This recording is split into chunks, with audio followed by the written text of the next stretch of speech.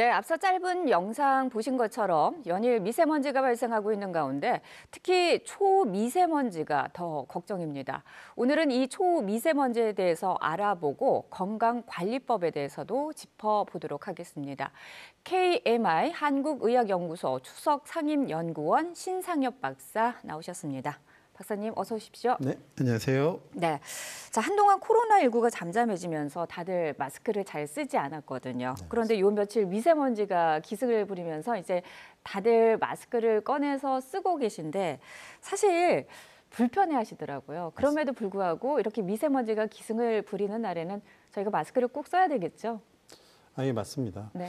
사실 이제 겨울철마다 우리의 호흡기를 위협하는 요인은 이제 크게 두 가지로 볼 수 있습니다. 하나는 실내에서는 독감이나 코로나19 같은 이런 호흡기 감염병이 사실 우리를 위협하고 있고, 실외로 나가게 되면 이제 미세먼지와 같은 것들이 이제 우리를 위협하게 되거든요.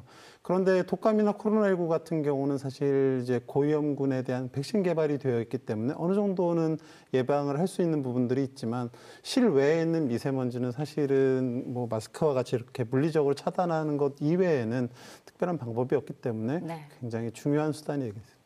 네, 자 박사님 궁금한 게 하나 있는데요. 어떤 날은 날씨가 흐린데도 불구하고 미세먼지는 나쁨이지만 초미세먼지는 좋음이라고 나오기도 하고요.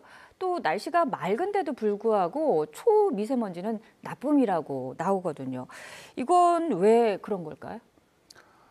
이제 미세먼지라는 게 정말로 많으면 네. 우리 눈에도 뿌옇게 보이는 게 맞습니다. 그런데 이 미세먼지의 크기가 굉장히 작습니다. 네.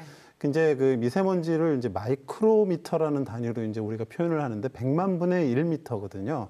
근데 미세먼지는 10 마이크로미터, 초미세먼지는 2.5 마이크로미터입니다. 이게 이제 잘 크게 가늠이 안 되실 텐데 네. 우리 몸의 머리카락의 지름, 그게 50에서 70 마이크로미터 정도 되거든요. 그러니까 머리카락 지름의 10분의 1 정도 된 아주 작은 입자가 이제 미세먼지고, 그걸 4등분해 놓은 게 초미세먼지라고 보시면 됩니다. 네. 그래서 초미세먼지가 막 돌아다녀도 우리 눈엔 잘 보이지 않습니다. 그래서 눈에 보일 정도로 이제 뿌옇다 그러면 모든 게 다 많은 거겠지만 눈에 그렇게 뿌옇지 않고 우리 눈엔 잘 안 보이더라도 초미세먼지나 미세먼지에 의한 노출이 많을 수도 있다라는 거죠. 그렇군요. 그러니까 날씨가 맑다고 해서 우리가 꼭 이것을 초미세먼지가 없다라고 생각하면 안 되겠다라는 네, 말씀이신 것 같은데, 그렇다면 이 미세먼지보다 초미세먼지가 우리 인체에 미치는 영향은 어떤 게 있을까요?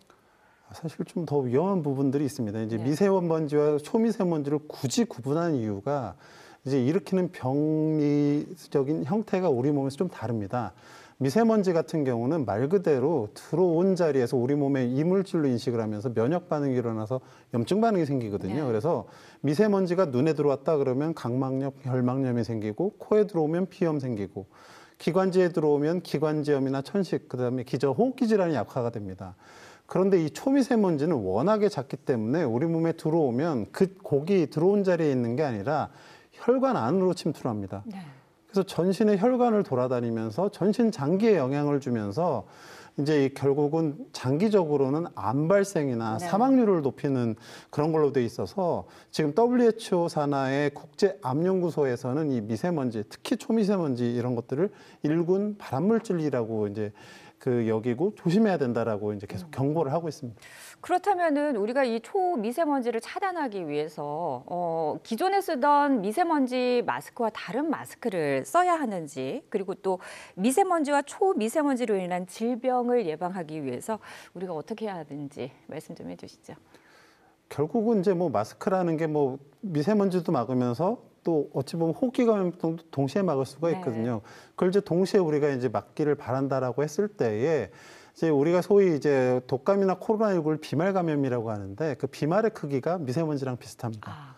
그래서 사실 비말을 잘 막을 수 있는 마스크는 미세먼지도 어느 정도 막을 수가 있습니다. 그래서 정말로 미세먼지가 많은 환경에 또 외부로 나가야 된다라고 했을 때는 적어도 식약처에서 의약약품으로 승인을 받은 KF80이나 KF94 이상의 마스크를 사용하시면 안전하게 사용하실 수가 있고요. 사실상 근데 아까 말씀하셨지만 맑은 것처럼 보이는데도 실제로 미세먼지가 많고 그런 기저질환자나 어르신들한테는 위험할 수가 있거든요. 네. 그래서 미세먼지 주의보나 이런 것들이 나타나거나 심지어 이렇게 뿌옇게 보이는 그런 안 좋은 환경이라면 그런 좀 고위험군에 있는 분들은 외부 외출 자체를 좀 자제하시는 게 네. 마스크로 완벽하게 막을 수가 없기 때문에 그런 네. 것들이 또 필요할 수 있을 것 같습니다. 네, 가급적이면은 외출을 삼가하고 그리고 외출할 시에는 마스크를 꼭 착용하는 것이 좋겠다는 말씀인 것 같습니다. 박사님, 오늘 말씀 잘 들었습니다. 고맙습니다. 네, 고맙습니다.